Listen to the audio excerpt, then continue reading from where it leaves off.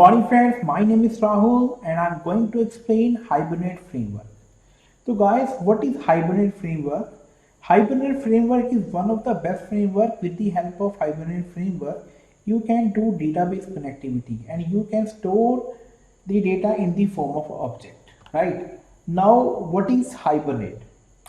तो guys hibernate की help से आप क्या कर सकते हो, डेटा स्टोर कर सकते हो in the form of object. That's why Hibernate is a object relation mapping solution for Java. Object means किसी क्लास का ऑब्जेक्ट हो सकता है. रिलेशन मींस डेटाबेस में जितने भी हम टेबल बनाते हैं, टेबल को हम क्या बोलते हैं, रिलेशन. तो ऑब्जेक्ट एंड टेबल की जो मैपिंग होती है उसको हम क्या बोलते हो, ऑब्जेक्ट रिलेशनशिप मैपिंग. रिलेशन जो रिलेशनल है वो आपके मल्टीपल टेबल्स हो सकते हैं. So it is an open source persistent framework created by Gavin King in 2001. Right? तो ये क्या है, ये open source है, कोई भी आप इसे free of cost use कर सकते हो. And Hibernate maps Java classes to database tables and from data type to SQL data type and relieves the developer from 95% of common data persistence related programming tasks.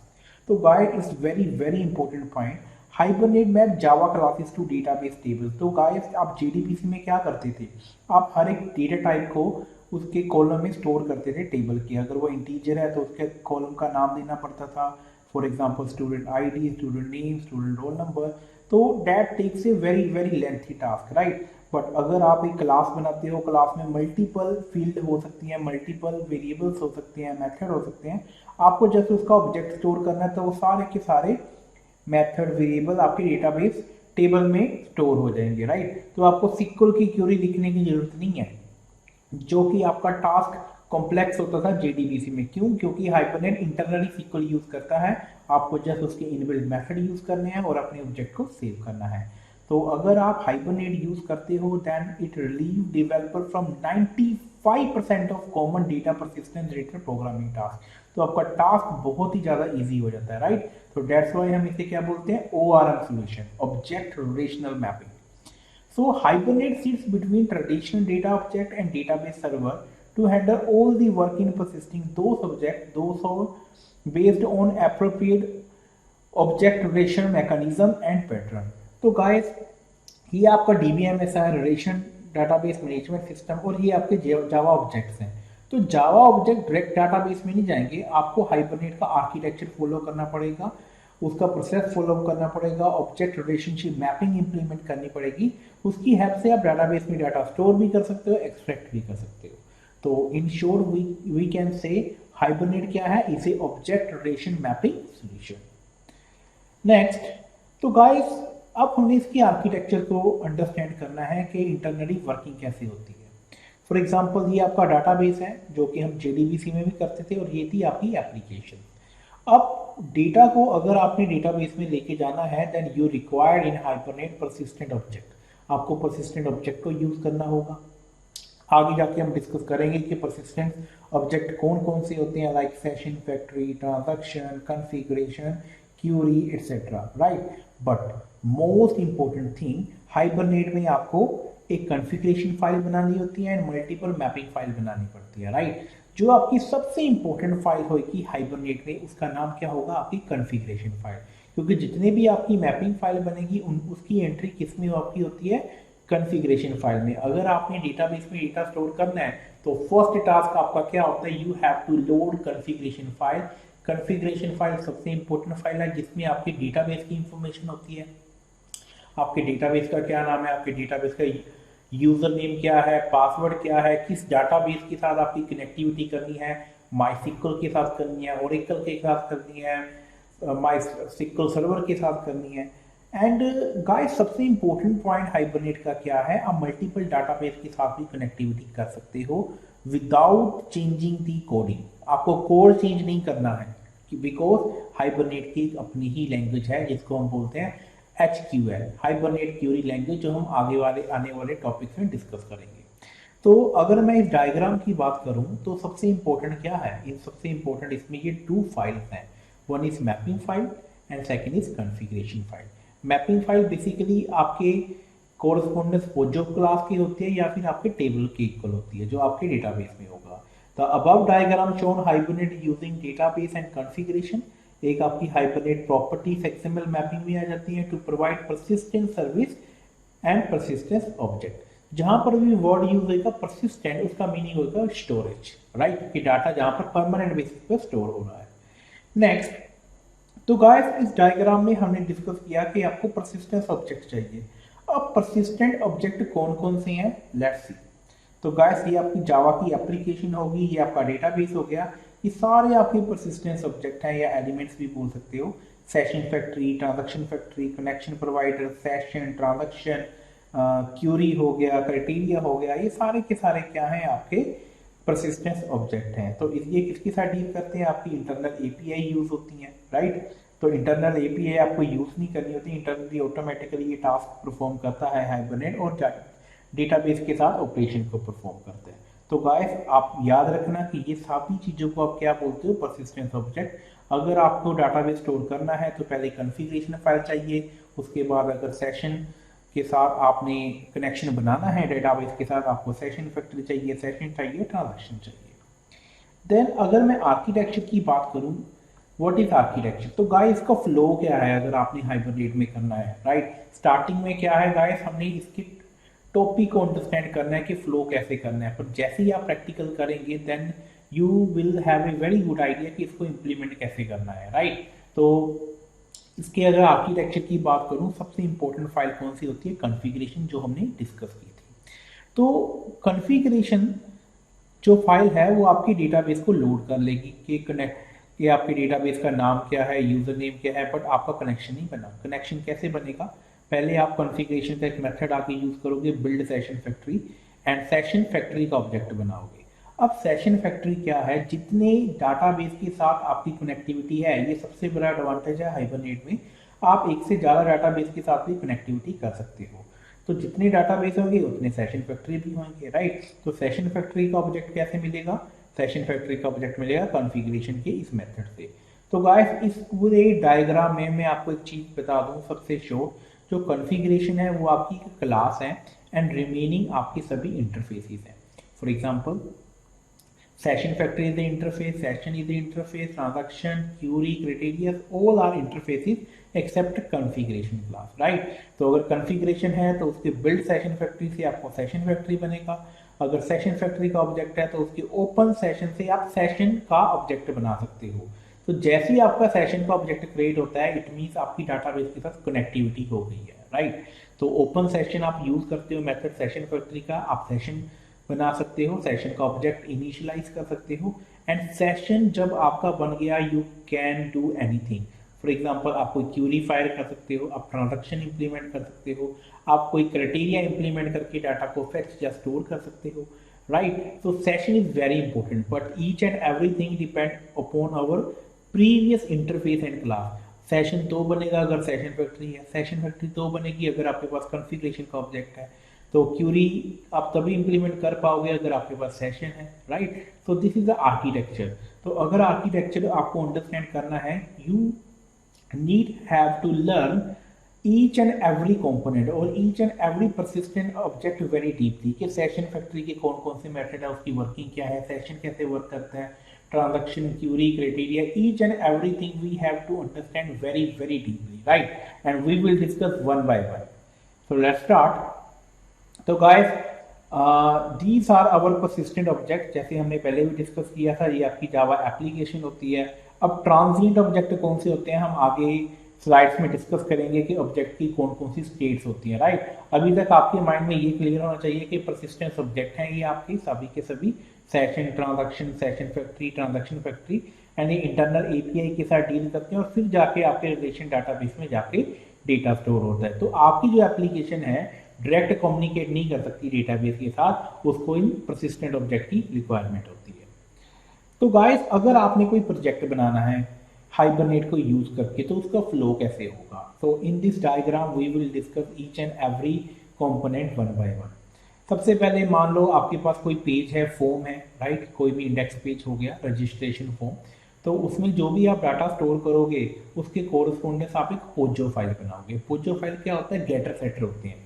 मान लो आपके पास 3 data है, 3 requirement है आपके पास, के student का नाम क्या है, स्टूडेंट का रोल नंबर क्या है, एंड उसका ईमेल आईडी क्या है। तो अगर 3 फील्ड हैं तो टेबल में भी 3 कॉलम बनेंगे और 3 और उसकी हम क्या बनाएंगे, एक पोजो फाइल। पोजो फाइल एक हाइबरनेट में एक क्या है, क्लास है। और पोजो की फुल फॉर्म क्या होती है, plain old Java object. Basically आपके डाटाबेस में जितने टेबल हैं, टेबल के कोरस्पोंडेंस आप एक क्लास बनाओगे, उसके कितने फील्ड हैं, उसके कितने कॉलम हैं, उसके हम गेटर सेटर बनाते हैं, राइट, कि उसकी वैल्यू को गेट भी कर सके, उसकी वैल्यू को सेट भी कर सके, उसको हम क्या बोलते हैं, पोजो फाइल। और इसकी टेक्निकली फुल फॉर्म क्या होती है, प्लेन ओल्ड जावा ऑब्जेक्ट। तो जब भी हमने डाटा स्टोर करना होगा हम इस फाइल का क्या करेंगे, ऑब्जेक्ट क्रिएट करेंगे और ऑब्जेक्ट को स्टोर कर देंगे। इसी तरह एक क्या होगी आपके पास, मैपिंग फाइल। तो गाइस सबसे पहले आपको पोजो फाइल चाहिए, फिर आप पोजो फाइल के कोरस्पोंडेंस एक मैपिंग फाइल बनाओगे। मैपिंग फाइल की क्या एक्सटेंशन होती है, .hbm, राइट। और इसमें क्या होगा, जितने भी आपने गेटर सेटर बनाए हैं पोजो फाइल में, उसकी प्रॉपर्टी सेट आप मैपिंग फाइल में करोगे, राइट। अभी जस्ट आप अंडरस्टैंड कीजिए कि एक मैपिंग फाइल होती है जिसमें पोजो फाइल के कंपोनेंट की या उसके फील्ड एट्रीब्यूट की एंट्री करते हैं। कैसे करते हैं वो हम प्रैक्टिकल करेंगे, and that point you will be understand.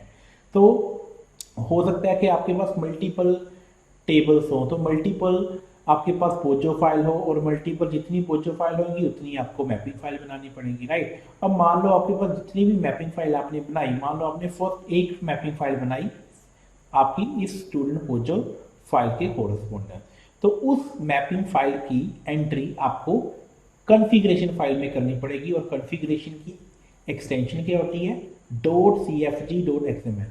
तो गाइस मैपिंग की एक्सटेंशन क्या थी, .hbm.xml, लेकिन कॉन्फ़िगरेशन की क्या आती है, .cfg.xml। तो आप कॉन्फ़िगरेशन में इसकी एंट्री करेंगे। अब तो कॉन्फ़िगरेशन के बाद सारा कंट्रोल हो गया। देखो पोजो फाइल की एंट्री कहाँ पे है, मैपिंग में। मैपिंग की एंट्री कहाँ है, कॉन्फ़िगरेशन में। लेकिन कॉन्फ़िगरेशन में और चीज़ें भी हम ऐड कर सकते हैं। फॉर एग्जांपल हम डेटाबेस का नेम हम यहाँ पर ऐड करते हैं कि कौन से डेटाबेस के साथ कनेक्टिविटी है, उसका यूज़र नेम पासवर्ड क्या है। इसके अलावा हम रिस्ट्रिक्शंस भी लगा सकते हैं, कुछ कंडीशन भी अप्लाई कर सकते हैं कॉन्फ़िगरेशन फाइल के ऊपर। तो जब भी आपने कोई ऑपरेशन परफॉर्म करना है तो हम मेन कंट्रोलर फाइल में करेंगे।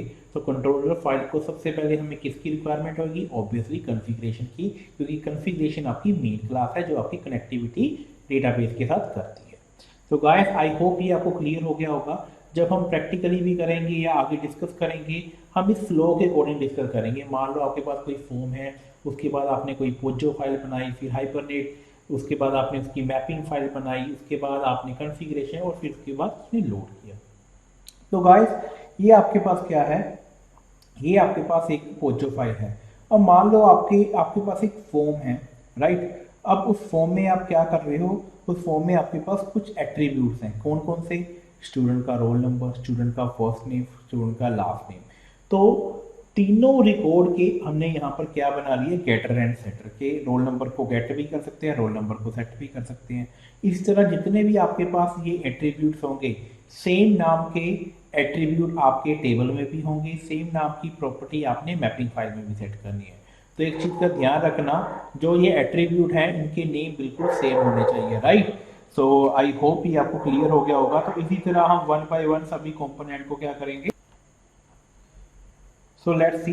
अब मान लो जितने भी आप पोजो फाइल बनाएंगे उसमें गेटर साइड बनाएंगे, उसको हम क्या बोलते हैं, plain old Java object, right. तो गाइस मान लो आपने तीनों फील्ड को स्टोर करना है, रोल नंबर को, फर्स्ट नेम, लास्ट नेम। आप वन बाय वन स्टोर नहीं करोगे, आप इसका ऑब्जेक्ट बनाओगे, ऑब्जेक्ट डायरेक्ट सेव कर दोगे, तो ऑटोमेटिकली इसका सारा का सारा डाटा सेव हो जाएगा। तो गाइस यहाँ पर तो सिर्फ 3 एट्रीब्यूट्स हैं, अगर 10 हो, 15 हो, देखो कितना टास्क इजी हो जाएगा अगर कंप्लीट ऑब्जेक्ट को आप सेव करोगे, जो कि हाइबरनेट का मेन पर्पस है, राइट। ये ORM बेस्ड है, object relation mapping.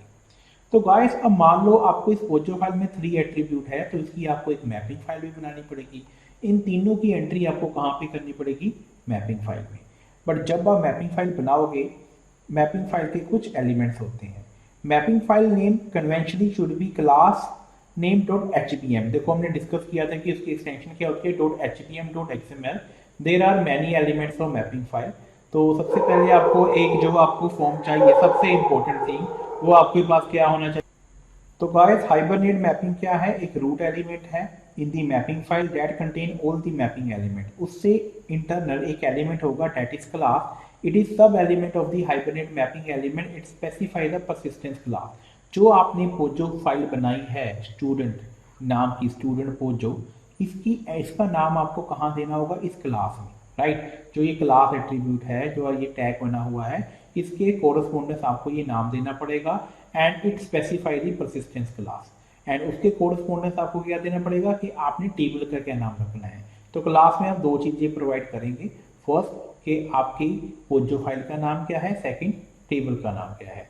Then ID. Guys आप जितनी भी मैपिंग फाइल बनाएंगे, आईडी सबसे इंपॉर्टेंट रोल है। विदाउट आईडी आप मैपिंग फाइल नहीं बना सकते। आईडी एक प्राइमरी की का रोल परफॉर्म करती है because with the help of primary की ये डेटा को स्टोर करती है। It is the sub element of class. It specify the primary की attribute in the class.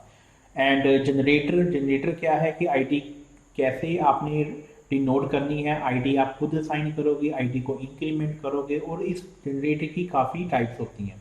It is the sub element of ID. It is use generate the primary की, कि primary की किस type की आपने आगे फॉरवर्ड करनी है, यूज़ करनी है। There are many generator classes such as assigned. Use करोगे तो आप खुद असाइन कर रहे हो हर बारी। इंक्रीमेंट ऑटोमेटिकली होगा। हिलो इंडिपेंडेंट होता है डेटाबेस के। सीक्वेंस, नेटिव, सब तो सभी का अलग अलग यूजेज है। एंड जितनी भी जनरेटर क्लासेस हैं हम लेटर ऑन इसको यूज़ करेंगे।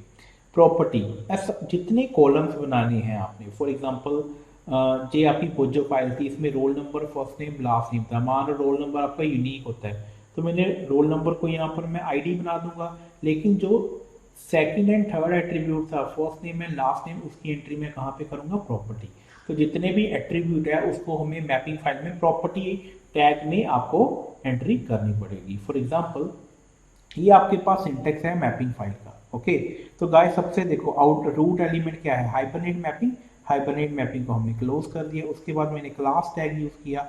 अब ये पोजो, स्टूडेंट पोजो, मैंने उसको नाम दे दिया। मैंने आपको बताया था कि जो क्लास टैग है इसके अंदर दो सबसे इंपॉर्टेंट एट्रीब्यूट्स होते हैं। एक तो हो गया नेम, जिसके में आप असाइन करोगे पोजो फाइल का रेफरेंस। सेकंड टेबल, कि डाटाबेस में टेबल किस नाम का बने, राइट। तो कोरस्पोंडेंस एक स्टूडेंट नाम का टेबल जनरेट हो जाएगा, क्रिएट हो जाएगा।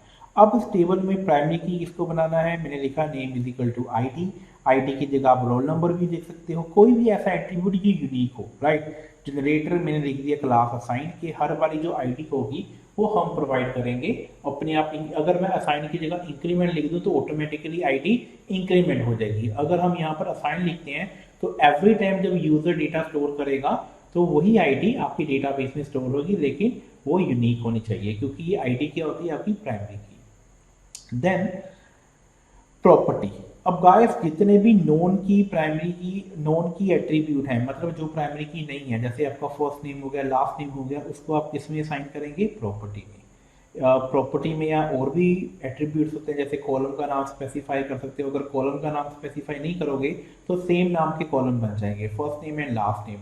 इसकी टाइप भी बता सकते हो कि इसकी डेटा टाइप क्या है, स्ट्रिंग है, इंटीजर, वो ऑप्शनल है, अगर अदरवाइज ये ऑटोमेटिकली भी डिटेक्ट कर देगा, राइट।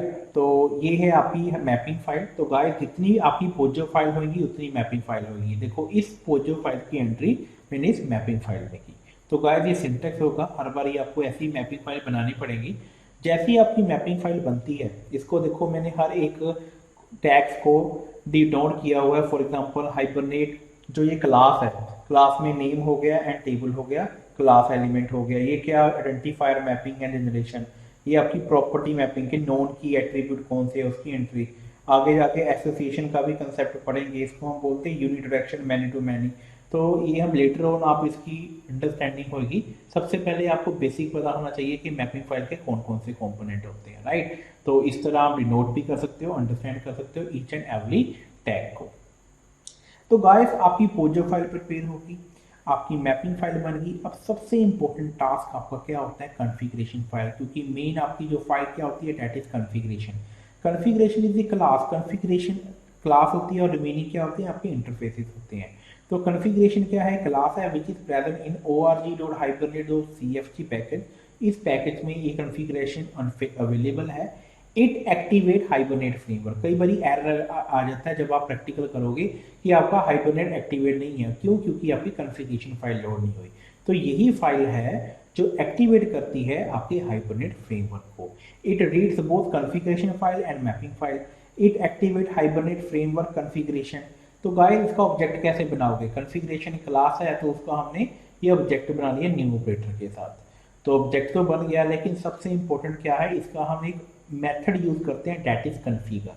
ये कॉन्फ़िगर क्या करता है? It read both CFG file and mapping file. जैसे ही आप कॉन्फ़िगर यूज करोगे तो कॉन्फ़िगरेशन फाइल की ये हर एक चीज को रीड कर लेगा, उसकी कॉन्फ़िगरेशन सीएफजी फाइल को भी रीड करेगा और उस सीएफजी में जितनी भी मैपिंग फाइल की एंट्री है उसको भी रीड कर लेगा। It check whether the configuration file is syntactically correct और नॉट, कि उसका सिंटैक्स करेक्ट है या नहीं, कि नंबर ऑफ जो प्रॉपर्टीज हैं वो कॉलम के साथ मैच कर रही हैं या नहीं, each and everything. If the configuration file is not valid, अगर वो वैलिड नहीं है then it will throw an exception. If it is valid, then it create a metadata in the memory and return the metadata to the object to represent the configuration file. Otherwise ये क्या करेगा कि metadata को create कर देगा, right? तो इसी तरह आप अपने डेटाबेस में टेबल क्रिएट भी कर सकते हो। तो गाइस अब ये सिंटैक्स है, इस सिंटैक्स को ध्यान से देखना क्योंकि ये सबसे इंपॉर्टेंट फाइल है आपकी हाइबरनेट में। तो गाइस हाइबरनेट कॉन्फ़िगरेशन आपके रूट एलिमेंट्स होते हैं, उसके अंदर आपका होता है सेशन फैक्ट्री। अब सेशन फैक्ट्री क्या है हम आगे डिस्कस करेंगे, जितनी डाटाबेस होंगी उतनी सेशन फैक्ट्रीज होंगी आपकी। तो सेशन फैक्ट्री में आपने क्या डिनोट किया? आपने डिनोट किया, देखो सबसे पहली लाइन है जो अपडेट, इसको हम बाद में डिस्कस करेंगे। सेकंड लाइन पे आइए, यहाँ पर वो क्या कह रहा है कि डायलेक्ट क्या है। डायलेक्ट एक्चुअली हर जिस डाटाबेस के साथ आप कनेक्ट कर रहे हो हर डाटाबेस का डायलेक्ट डिफरेंट होता है। फॉर एग्जांपल ये देखिए, तो ये आपकी एचक्यूएल है, hibernate ORM object relation mapping. तो जब हाइबरनेट किसी डाटाबेस के साथ कनेक्ट करता है, मान लो अगर वो माईसीक्वल के साथ कर रहा है तो उसका डायलेक्ट चेंज होगा, उसका होगा माईसीक्वल डायलेक्ट। अगर सिक्वल सर्वर के साथ आप कनेक्टिविटी कर रहे हो तो उसका डायलेक्ट डिफरेंट होगा। तो डायलेक्ट हर एक डाटाबेस का डिफरेंट होता है, तो उसको हमें यहाँ पर मेंशन करना होगा। फॉर एग्जांपल माईसीक्वल का क्या यूज़ कर रहे हैं हम यूज़ कर रहे हैं माईसीक्वल 5 डायलेक्ट, राइट। इसी तरह ड्राइवर होते हैं जिस डाटाबेस के साथ आप कनेक्टिविटी कर रहे हो, तो अगर हम माईसीक्वल के साथ कर रहे हैं तो उसकी ड्राइवर की फाइल का नाम हम यहाँ पर मेंशन कर देंगे, com.mysql.jdbc driver. And third is very very important, यहाँ पे आपको jdbc:/mysql लिखना होगा अगर आप माईसीक्वल के साथ कनेक्टिविटी कर रहे हो। लोकल होस्ट अगर आप अपने सिस्टम पे ही चेक कर रहे हो तो लोकल होस्ट आएगा। एंड 3306 ये क्या होता है? पोर्ट नंबर होता है। जब आप इंस्टॉल कर रहे होते हो माईसीक्वल को तो यही पोर्ट नंबर आएगा माईसीक्वल के केस में। जहाँ पर मैंने लिखा डेमो2, ये बेसिकली आपके डाटाबेस का नाम है, राइट। तो जो डाटाबेस का नाम रखोगे उसको आपको यहाँ पर मेंशन करना होगा। देन रूट आपके यूजर नेम होता है बाय डिफॉल्ट माईसीक्वल में, और मैंने पासवर्ड इंस्टॉलेशन के टाइम रखा था 12345। देन अगर आप चाहते हो कि आपको सिक्वल जब आप इसको एग्जीक्यूट करोगे कि इंटरनली सिक्वल एग्जीक्यूट होती है वो आपको दिखाई दे, उसका फॉर्मेट भी दिखाई दे, तो आप यहाँ पर ये प्रॉपर्टी यूज कर सकते हो। एंड सबसे इंपॉर्टेंट चीज जो सबसे लास्ट स्टेटमेंट है मैपिंग, ये है कि जितनी आपने मैपिंग फाइल बनाई है उसकी एंट्री करोगे। अगर तो आपने क्लासेस बनाई है तो मैपिंग का एक एट्रीब्यूट होता है रिसोर्स, रिसोर्स को आप असाइन कर दोगे नेम कि आपकी मैपिंग फाइल का क्या नाम है। तो जितनी भी मैपिंग फाइल होगी इस तरह आप उसकी एंट्री करोगे मैपिंग टैग के थ्रू। तो गाइस सबसे फर्स्ट स्टेटमेंट क्या है? Property name hibernate.hbm to ddl.auto, right. ये स्टेटमेंट क्यों यूज करते हैं? अगर आप चाहते हो कि आपका टेबल ऑटोमेटिकली क्रिएट हो जाए, ऑटोमेटिकली क्रिएट हो जाए, और जब आप नेक्स्ट टाइम उसे रन करो तो अगर तो टेबल प्रेजेंट है डाटाबेस में तो नया टेबल नहीं बनाएगा जब उसको अपडेट करेगा, राइट। अगर नहीं है तो उसे क्रिएट कर देगा। तो आपके डाटाबेस में जो भी चेंजेस है उसको अपडेशन के लिए आप इस स्टेटमेंट का यूज करते हो प्रॉपर्टी टैग में। अगर आप इसको यूज नहीं करोगे तो आपका टेबल अपडेट नहीं होगा, राइट। अगर नहीं है तो टेबल क्रिएट भी नहीं होगा। तो गाइस ये सिंटैक्स आपकी कॉन्फ़िगरेशन फाइल का, कॉन्फ़िगरेशन फाइल का ऑब्जेक्ट ओनली वन टाइम बनता है, राइट। बेसिकली उसके बाद आप अपने ऑपरेशन परफॉर्म कर सकते हो। एंड कॉन्फ़िगरेशन फाइल में अगर कोई एरर है तो आपकी एप्लीकेशन नहीं चलेगी। तो आई होप ये आपको क्लियर हो गया होगा। तो ये भी हमने डिस्कस कर दिया कि डायलेक्ट होता है हर एक डाटाबेस के कॉरेस्पॉन्डेंस। गाइस अब हमने डिस्कस किया था सेशन फैक्ट्री। ये देखिए हमने कॉन्फ़िगरेशन फाइल का जो सब एलिमेंट था session factory, basically session factory है क्या? Session factory is an interface which is present in org.hibernate package and it is used to create session object. अगर आपको सेशन चाहिए, क्योंकि सेशन की हेल्प से आप ऑपरेशन परफॉर्म कर सकते हैं, सेशन का ऑब्जेक्ट डायरेक्ट नहीं बनता, उसको पहले सेशन फैक्ट्री चाहिए होता है। पर क्वेश्चन है कि सेशन फैक्ट्री ऐसे बनेगा, लेकिन it is a immutable and thread safe in nature. इसका एक मेथड होता है कॉन्फ़िगरेशन का, बिल्ड सेशन फैक्ट्री। अगर कॉन्फ़िगरेशन के ऑब्जेक्ट के साथ आप इस मेथड को कॉल करोगे बिल्ड सेशन फैक्ट्री, देन वो क्या करेगा, gather the meta data which is in CFG object, जो आपके कॉन्फ़िगरेशन में ऑब्जेक्ट में है उसका मेटा डेटा को कलेक्ट करेगा। From CFG object it takes the JDBC information and created JDBC connection. उसके बाद ये JDBC के साथ कनेक्शन इस्टेब्लिश कर देगा, और जैसे ही आपका ये क्या हो गया, सेशन फैक्ट्री का ऑब्जेक्ट बन गया, जिसका हम नाम हमने रखा है फैक्ट्री। तो गाइस, अगर सेशन फैक्ट्री का ऑब्जेक्ट इनिशियलाइज हो जाता है, then you can easily create object of session. तो गाइस, इसी हायरार्की को देखिए। सबसे पहले आप कॉन्फ़िगरेशन का ऑब्जेक्ट बनाते हो, कॉन्फ़िगरेशन के ऑब्जेक्ट का आप कॉन्फ़िगर मेथड यूज करते हो, देन आपको पास क्या बनता है, सेशन फैक्ट्री, राइट। तो कॉन्फ़िगरेशन का आप कौन सा मेथड यूज करते हो, बिल्ड सेशन फैक्ट्री। तो आप सेशन फैक्ट्री का ऑब्जेक्ट बन जाता है। अब सेशन फैक्ट्री के ऑब्जेक्ट का आप आगे यूज करोगे मेथड ओपन सेशन, राइट। तो उससे क्या बनेगा, सेशन। फिर सेशन से आगे क्राइटेरिया यूज कर सकते हो, ट्रांजैक्शन यूज कर सकते हो, क्यूरी यूज कर सकते हो, एंड देन उसको कमिट करने के लिए आप ट्रांजैक्शन भी यूज करते हो। तो लेट्स सी इसका सिंटेक्स क्या है। तो गाइस, इसका सिंटेक्स ऐसे ही है कि आपको क्या यूज करना पड़ेगा, आपको सेशन फैक्ट्री का ऑब्जेक्ट क्रिएट करने के लिए आपको ये यूज करना पड़ेगा, बिल्ड सेशन फैक्ट्री, राइट। तो आप क्या लिखोगे, session factory is equal to CFG.build session factory. तो ये आपको क्या करेगा, सेशन फैक्ट्री का ऑब्जेक्ट बन जाएगा। अब जैसे ही ऑब्जेक्ट बना सेशन फैक्ट्री का, सेशन फैक्ट्री का ऑब्जेक्ट कौन सा होगा कि कितने डाटाबेस कनेक्टेड है। अगर एक डाटाबेस है तो एक सेशन फैक्ट्री का ऑब्जेक्ट, राइट। तो मल्टीपल डाटाबेस भी हो सकते हैं, हम हाइबरनेट में कनेक्टिविटी कर सकते हैं। Then a session, that is very very important. Session is an interface which is present in the org.hibernate package. Session object is created based upon the session factory object. It opens the connection session. अगर session आपका बन गया, it means आपका connection बन गया database के साथ, right. अगर कनेक्शन बन गया, then you can perform operation very easily. It is lightweight object and it is not thread safe. ये थ्रेड सेफ नहीं है, लेकिन ये लाइट वेट है। आप इसके साथ क्रूड के ऑपरेशन परफॉर्म कर सकते हो, CRUD। इसका मीनिंग क्या होता है कि कोई टेबल क्रिएट करना, किसी को रीड करना, किसी डाटा को अपडेट करना, D4 डिलीट करना, राइट। लेकिन सेशन कैसे बनेगा, आप लिखोगे सेशन, उसका ऑब्जेक्ट नेम। अब जो फैक्ट्री था वो किसका ऑब्जेक्ट था, वो सेशन फैक्ट्री का था। तो सेशन फैक्ट्री का मेथड यूज करोगे ओपन सेशन, जिससे आप कनेक्शन एस्टेब्लिश कर लोगे डाटाबेस के साथ। तो डाटाबेस का साथ कनेक्टिविटी बन गई, इट मीन्स आपका सेशन का ऑब्जेक्ट इनिशियलाइज हो गया। तो गाइस, अगर आपने डाटा स्टोर करना है डाटाबेस में, ये देखिए, तो सेशन तक हम पहुंच गए, लेकिन सेशन से अगर डाटाबेस में जाना है तो हमें ट्रांजैक्शन भी चाहिए। ट्रांजैक्शन को कमिट करने के लिए परमानेंट बेसिस पे हमें ट्रांजैक्शन को इनिशियलाइज करना होगा। तो ट्रांजैक्शन को इनिशियलाइज कैसे होगा, हमें सेशन का एक मेथड यूज करना होगा, बिगिन ट्रांजैक्शन, राइट। अब ट्रांजैक्शन है क्या, transaction object is used whenever we perform any operation and based upon that operation there is some change in the database.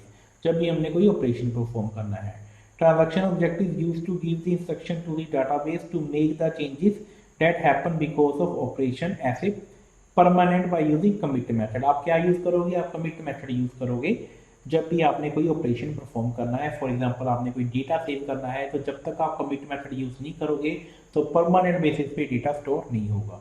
तो सबसे पहले आप ट्रांजैक्शन का ऑब्जेक्ट इनिशियलाइज करोगे। ट्रांजैक्शन उसका ऑब्जेक्ट बनाया TX is equal to session dot begin transaction. तो guys, याद रखना, सेशन का मेथड आपने यूज करना है begin transaction to initialize the object of transaction. तो जैसे ही आपका ट्रांजैक्शन का ऑब्जेक्ट इनिशियलाइज होगा, तो आप उसका कमिट मेथड यूज करोगे ऑपरेशन को परमानेंट परफॉर्म करने के लिए या किसी डाटा को परमानेंट सेव करने के लिए।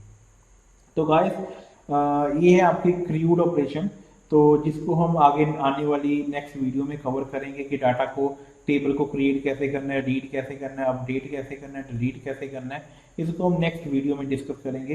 टिल नाउ आपको ये अंडरस्टैंडिंग होनी चाहिए कि हाइबरनेट क्या है, उसका आर्किटेक्चर क्या है, उसमें मैपिंग फाइल क्या होती है, कॉन्फ़िगरेशन फाइल्स क्या होती है, एंड पोचो फाइल्स क्या होती हैं, राइट। उसकी एंट्री कैसे करनी है, ये देखिए, इस फ्लो में आपने जाना है कि सेशन फैक्ट्री का ऑब्जेक्ट कैसे बनता है, सेशन कैसे बनता है। तो in first video it's just introduction part, on second video we will perform this CRUD operation, कि हम प्रैक्टिकली सभी चीज़ों को प्रैक्टिकली अंडरस्टैंड करेंगे और इम्प्लीमेंट करेंगे सो दैट आपकी अंडरस्टैंडिंग बन सके। तो guys if you like our video kindly share with your friends, subscribe our channel. Thank you so much.